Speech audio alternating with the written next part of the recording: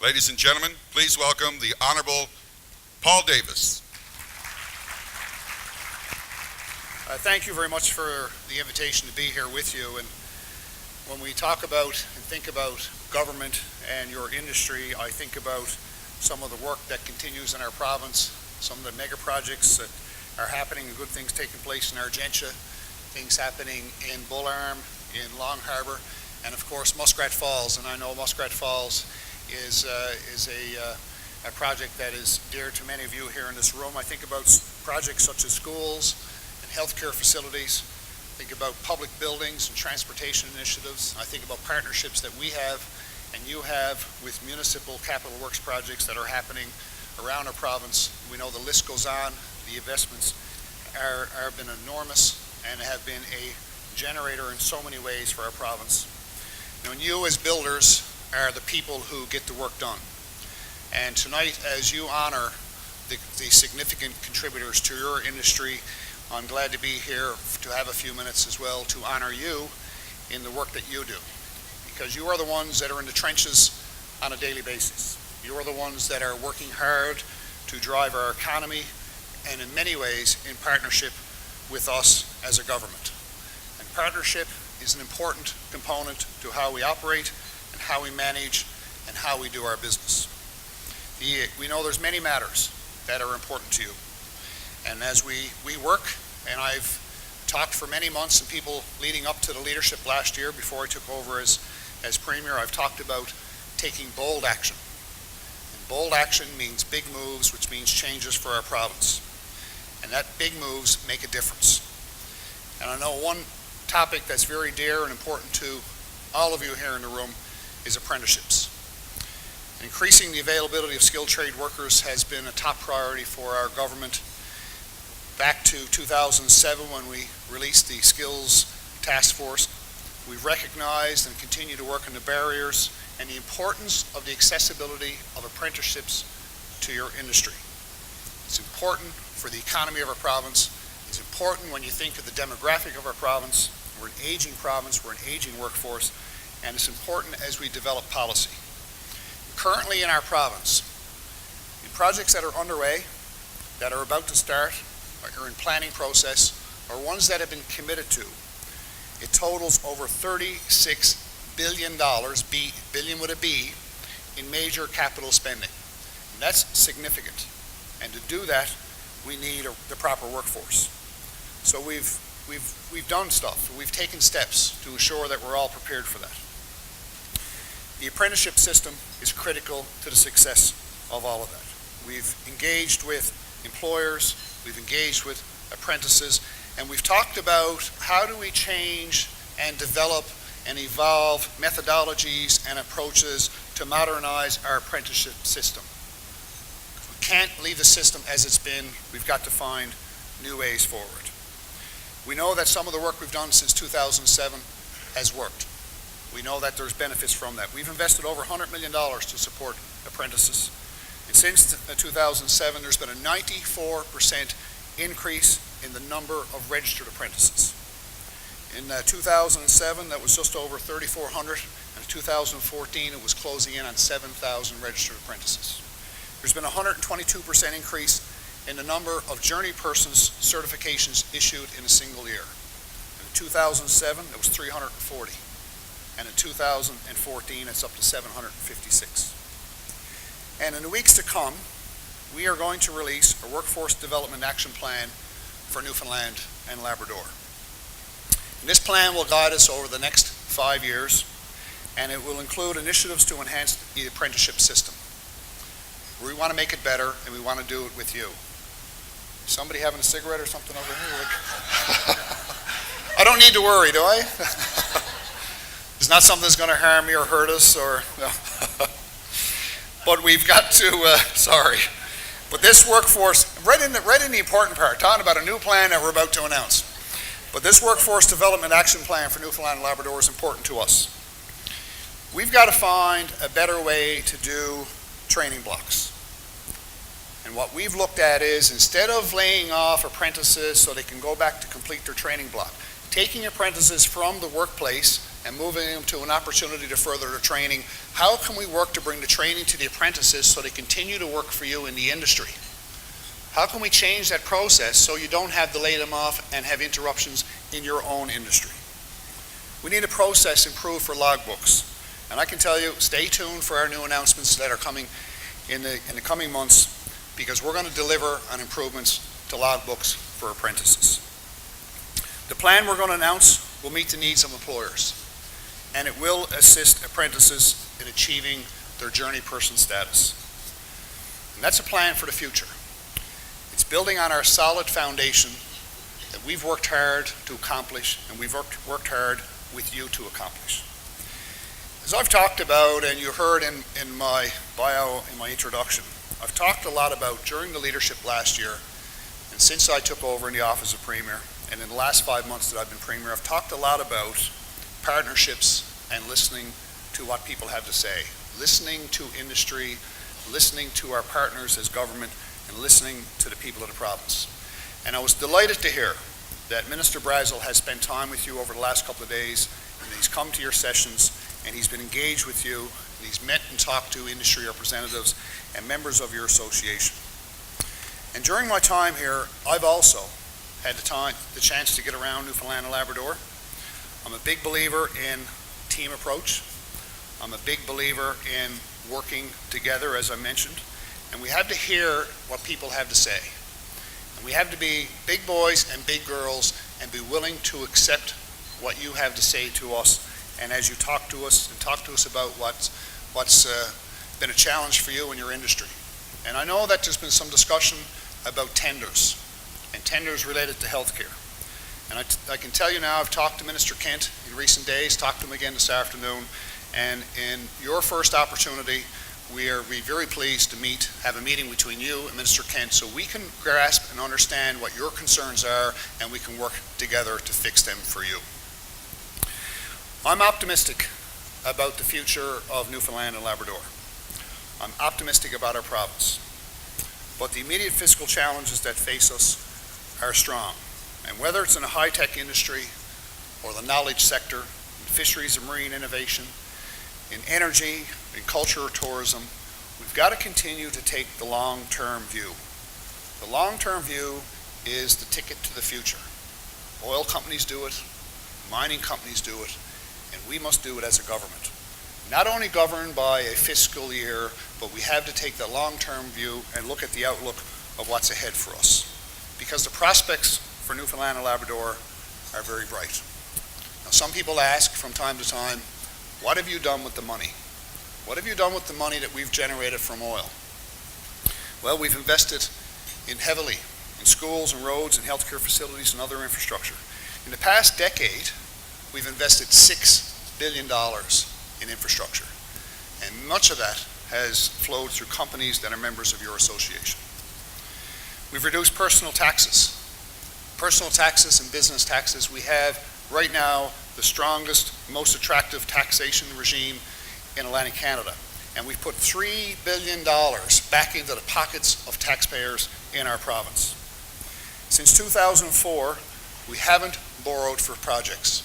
And I remember when I was deputy mayor in Conception Bay South, and I was chair of finance, and I remember we used to go off to the bank, and when the government would come and say, we'll do a $20 million cost-shared multi-year project with you, 50-50 cost-shared, and we'd have to go off to the bank and ask for a loan of $20 million. And we'd have to be able to demonstrate to the bank that it was a good borrow for them, it was a good investment for us, and that we have the ability as a community to pay that back.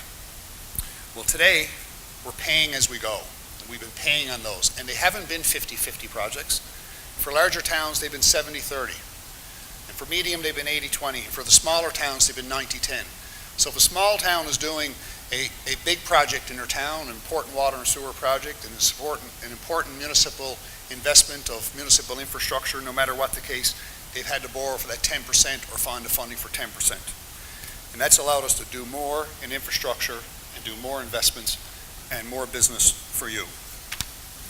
So in the remaining time, I just wanted to reference where we are going in the future. As I mentioned, we have some short-term challenges. I want to talk about the medium term over the next few years, and also talk about the long term. We all know what's happened with the world oil prices, the unpredicted world oil prices. And some people blame it on me that the oil prices have fallen. I can tell you it's had nothing to do with us or anybody here. It's just that we have to face it and deal with it. Alberta has to face it. Saskatchewan has to face it and deal with it. And not only Newfoundland and Labrador and the other provinces, but Canada as a whole is impacted by this. But if you remember, not that many years ago, 2008, 2009, a similar thing happened with oil and commodities, and many of us were put into turmoil. And Newfoundland and Labrador, with our government at the helm, was one of the fastest provinces to come through that difficult time. We stick-handled our way through those challenging times. We've got the experience, we've got the drive and the vision to stick-handle our way through this again. And we're going to do that. We're not running away from it. We're going to stay here and we're going to face it. We're consulting widely with the people of the province. Minister Wiseman is traveling throughout the province, as are other ministers, and we're consulting. And we're saying to people, when you come to the consultation sessions, talk to us, have your voice heard. We want to listen to what you have to say. And we want you to talk about and ask very practical and philosophical questions. We want to talk about programs and services that government provides. Because some people believe there are programs and services that we should be providing that we don't currently provide. And there are people who believe there's services and programs that we are providing that government should not be in the business of doing. We want to have a conversation about that. And I talked about this when I was at Rotary this week, and apparently there's been some conversation about it. But is there a larger role for private sector in the delivery of government services and programs? Because government is not always the best organization or best entity to deliver programs and services. So at the very least, let's have a discussion about private enterprise and what they have to offer in the provision of some of those services. How much money do we put away for a rainy day? And we haven't done that. And there's good reason that we haven't done that as a province in the last decade when the oil revenue started to flow. If I was working for one of you, and you thought I was doing a good job, and you gave me a bonus, and I came home with some money in my pocket today, and I'm driving home, and as I'm driving home, I'm thinking, I'm going to go down to the bank tomorrow, and I'm going to open a savings account, and I'm going to put that away for a rainy day. And when I get home, and I walk into my home, I'm walking to my own home, and my roof is leaking, and there's water coming down through my roof. Am I going to take that money in my pocket and take it to the bank and save it, or am I going to fix my leaky roof? Now, no disrespect to previous governments, and this is not what this is about tonight. But when we came into government and the revenues from the oil industry started to flow in our province, we had a lot of leaky roofs to fix. When's the last time you heard about mold in the school? Because a decade ago, it was a common daily discussion about the status of our schools and our infrastructure in the province, our roads, healthcare facilities, government buildings, the quality of government services. It was a common discussion. We had a lot of catch-up to do, and we've done a lot of the catch-up in the last decade. We still have work to do on infrastructure, and we need to still make those investments. We still have improvements. It's really interesting when you think a decade ago, when we talk about schools, we talked about small populations and can we afford to fix a school? Can we afford to fix the roof, put new windows in it, and create a better environment for a large school that had a small population? And today the problem and challenge we're faced with schools, which many would argue is a good challenge, but it's an important and it's a serious challenge, is where to put our children because our populations are growing in many areas of our province. The population growth is a good thing. And we still have challenges with our schools and their infrastructure, so we still need to make those investments. We need to plan better, but we still need to execute. And that's what we need to talk about during consultations. We need to talk about taxing and borrowing. Because when you're in tough times as a government, just like any business, if your bottom line is changing, there's a limited number of options. You increase your revenue, you decrease your expenditures, you increase your debt, you borrow. That's our options. So during our consultation process, we want to hear from you, we want to hear from all of you. We've accomplished a lot in this province over the last decade, but we have to do more. We want better outcomes. We want to do things better, and we want to take bold action. I believe that's what the people of the province expect us to do. They expect us to step up to the plate, to step out, get outside that box that we always talk about, and be willing to try something new and try something different. That's what I've been doing as Premier, and that's what my team has been doing. In the not too distant future, I can tell you and assure all of you here that the prospects for Newfoundland and Labrador are very, very bright. Our prospects are very bright. Muskrat Falls continues, construction continues, and despite suggestions by some that we should shelve the project, I can tell you that under my watch the project will continue, and we're still scheduled to have power in the next 3 years. Just a week or so ago, I represented Canadian premiers at the National Governors Association meetings in Washington. And National Governors represents all the governors of the United States, and actually representatives from the Governors Association from Mexico were there as well. We're planning a summit of Mexican governors, American governors, and Canadian premiers this fall. But I was there on behalf of the premiers, Canadian premiers, and one of the biggest topics we talked about while I was there was about energy. If you think about New England governors, and you think about energy, is we sometimes don't realize the great position, enviable position we are in right now in this province. A few years ago, Cheryl and I visited a place called, some of you may have heard of it, it's called Vegas. You know where that is? You do? So one day I said to Cheryl, I said, we did a couple of shows and we're eating a little too much and drinking too much pop and all that kind of stuff. And I said, let's go rent a car today. I'd like to go see the desert. I actually wanted to go see the Hoover Dam. I didn't think she wanted to see the Hoover Dam, but she wanted to see the desert. We went to the Hoover Dam. But the Hoover Dam, everyone here in the room, when you say Hoover Dam, you can have that mental image of what the Hoover Dam looks like. We all have it. It's a national landmark. It's best known in the United States. It's known worldwide. 725 feet, huge structure. It's been there for 80 years, producing just over 2,000 megawatts of renewable green electricity. 725-foot structure above the ground. Well, in Labrador right now, in the Upper Churchill, we have a structure that's 1,025 feet below ground. That's producing 5,600 megawatts of power. And has been doing it for 40 years. It's a reliable, renewable energy source. We know where all our power goes from there. Well, Muskrat Falls is going to be 824 megawatts, and it's going to be there for 100 years to come as well. And now that we have a line from Labrador and undersea to the island, we're going to bring it into Holyrood. We're going to be able to take that polluting monstrosity in Holyrood offline in the years to come. And Newfoundland and Labrador will be producing 98% of its electricity will be from a renewable green source. 98%. When I met with governors last week, Maggie Hassan, governor in New England, she was talking to me and she says, they are at 6% renewable energy. Most of their energy down in New England, and many of the states are the same, it's produced by coal. It's produced by natural gas. It's produced by other unfriendly ways. Nuclear is a big power source, and they want to get off it. Their goal is to go to 24.8% renewable. Just imagine, just think of that. They're going from 6% to 24.8%. With Muskrat Falls, we're going to be at 98%. And they're looking for a source.